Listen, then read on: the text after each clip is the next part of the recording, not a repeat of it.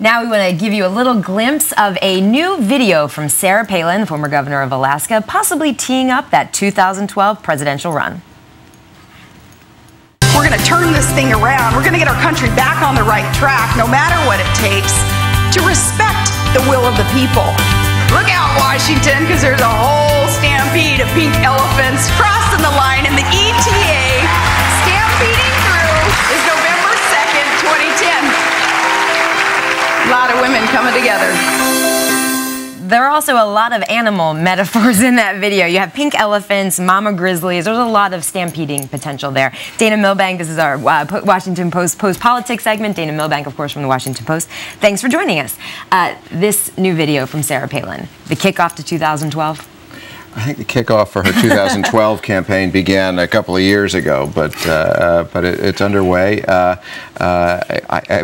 think it's a terrific video. It's very nicely done. I mean, a little curious that she talks about a mom awakening, as if that's needed in my house. That happens every morning at about 6 a.m. But she is she's clearly positioning herself. I don't think anybody, certainly in the chattering classes that none of us is part of, believes that she has a serious chance at this. But the fact that she's seriously going to give it a try is going to make it very interesting for us. And it probably doesn't hurt her speaking fees either. True enough. You went to college, apparently, with Andrew Romanoff, the man on your just screen. Speaking to. And I just want to quote a couple things that you said in a recent story on him. You said he was a talented but prickly junior at the time, that between him and his opponent, there isn't a dime's worth of difference in their ideologies. And you mentioned he's provoking a Democratic family feud by painting Bennett as a Washington insider. So tell us a little more about your insight on Romanoff and about how he bit back at you after that. He did. I mean, we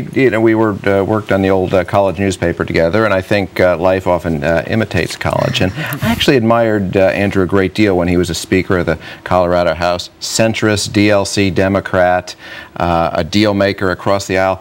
Weird thing happened here, though. He was sort of passed over when Michael Bennett was appointed to that seat. And he brought in Joe Tripp, Howard Dean's guy, and he sort of had this brain transplant. And suddenly he's running as this left-wing radical against Washington. And he's picked the wrong guy to do it against, because Michael Bennett he was the Denver school superintendent. He's not a Washington insider. And all of that makes it more interesting that Bill Clinton then threw his support behind Romanoff in this race, pitting himself against the White House and the candidate that they have picked, obviously Bennett. How much do you think that endorsement could matter? You heard Andrew Romanoff say that, yes, they've seen a surge in support. Yes, they've seen a surge in fundraising. He didn't flat out say if he was going to see Bill Clinton in Colorado. Right. Can that be enough? He's trailing in the polls, but could that push him across the finish line? It certainly helps. I mean, anytime Bill Clinton is in Democratic circles in your corner, it's definitely going to help. I think Bennett was in a very solid position. I suspect that he's maintaining that. It's notoriously difficult to predict these things, but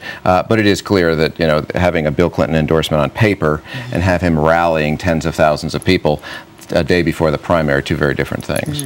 The Clintons deny that this is some kind of reenactment of the 2008 campaign between Obama and That doesn't Clinton. stop us from making it one. But let's raise that subject anyway. I mean, to what extent do you think there's any of that lingering competition? I mean, what Clinton is doing here really flies in the face of what the Obama administration is trying to achieve there. There is always going to be a large amount of psychodrama whenever you've got Bill Clinton involved in whatever it is. And there's all this intrigue. I mean, who announced the administration's position that it was going to sue Arizona? Well, Hillary Clinton did. The Secretary of State shouldn't be doing that. So there's a lot of instances in which she's been getting more attention. She's way more popular than the president is right now, in large part because she doesn't have to deal with the economy and the spill in the Gulf. So she has had a little bit of revenge in her popularity. And Bill Clinton is no doubt enjoying this as well. President Obama is doing the fundraising circuit tonight in Missouri, also going out to Nevada, doing some campaign events for Harry Reid. Not as much on the ropes as he was maybe a couple months ago when Obama was out there in Nevada.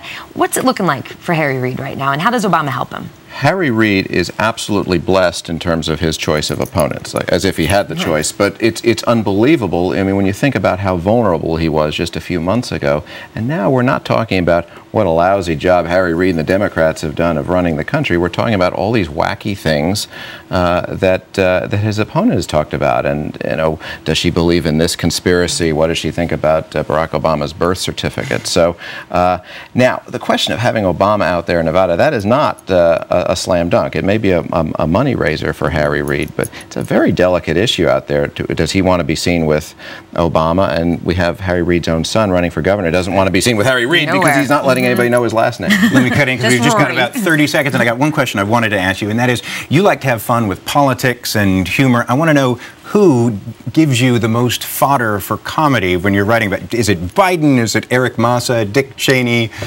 Who is funny intentionally or otherwise?